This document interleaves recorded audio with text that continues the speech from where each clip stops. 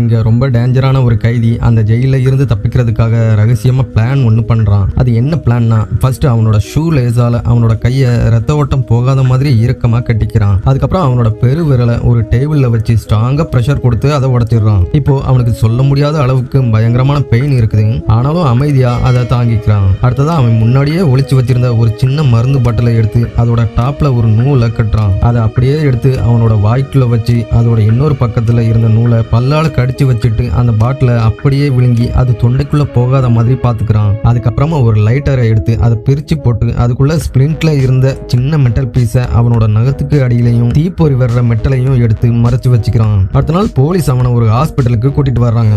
ஏன்னா அவன் நோயால பாதிக்கப்பட்ட ஒரு குட்டி பொண்ணுக்கு அவனோட எலும்பு மஜ்ஜைய தானம் செய்ய ஓகே சொல்லியிருப்பான். ஆனா ரொம்ப நாளா அவன் இந்த ஒரு ஆப்பர்ச்சுனிட்டிக்காக தான் வெயிட் பண்ணிட்டு இருந்திருப்பான். அங்க டாக்டர் அவனை ஒரு பெட்ல படுக்க வைக்கிறாரு. அதுக்கப்புறம் ஒரு மயக்க இன்ஜெக்ஷனை டாக்டர் எடுக்கிற டைம்ல அவன் ஏற்கனவே தொண்டைக்குள்ள மறைச்சு வச்சிருந்த மருந்து பாட்டில உடைச்சி மருந்தை விழுங்கிடுறான். அப்பதான் அவன் உடம்புல போடுற மயக்க மருந்து வேலை செய்யாது. இன்ஜெக்ஷன் போட்டதும் மயக்கம் வந்த மாதிரி நடிக்கிறான். அந்த மெடிக்கல் டீம் அவனுக்கு ஆபரேஷன் பண்றதுல கவனமா இருந்தப்போ சடனா அவன் உடஞ்ச கட்ட விரலை மடக்கி அவனுக்கு மாட்டியிருந்த கைவிலங்குல இருந்து அதை ரிலீஸ் பண்ணிடுறான். உடனே அங்க இருந்த டாக்டரை எல்லாம் சரமாரியா அட்டாக் பண்றான். அதுக்கப்புறம் ஆக்சிஜன் டியூபை ஓபன் பண்ணி விட்டுட்டு அவன் ஆல்ரெடி கையில மறைச்சு வச்சிருந்த ஸ்பிரிண்ட்டை பத்த வச்சு ஃபயரை உருவாக்கி அவங்க மேல ஃபயர் பண்ணி விடுறான். டாக்டர்ஸ் எல்லாம் தீக்கு பயந்து ஓடிட்டு இருந்த டைம்ல சடனா அங்க இருந்த வென்டிலேஷன் டோரை ஓபன் பண்ணிட்டு அதுக்குள்ள குதிச்சிடுறான். அதுக்கப்புறமா அங்க இருந்த சின்ன டியூப் வழியா வந்து அங்க இருந்து தப்பிச்சிடுறான். இதோட அடுத்த பார்ட்டுக்காக மறக்காம சப்ஸ்கிரைப் பண்ணிட்டு பார்ட் 2 கமெண்ட் பண்ணுங்க.